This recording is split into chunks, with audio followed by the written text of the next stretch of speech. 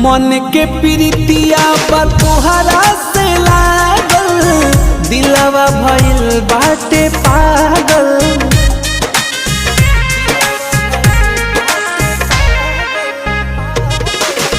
मधु से मीठ बोलिया मन करे सुनाते रही, बोले ले कोयलिया उठावा के चुमते रही।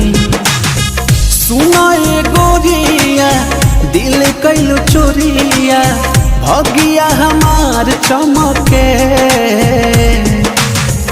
ए धनिया हो दिल जनिया हो, जिंदगी में आइलू बहार बन के हो। ए धनिया हो दिल जनिया हो, जिंदगी में आई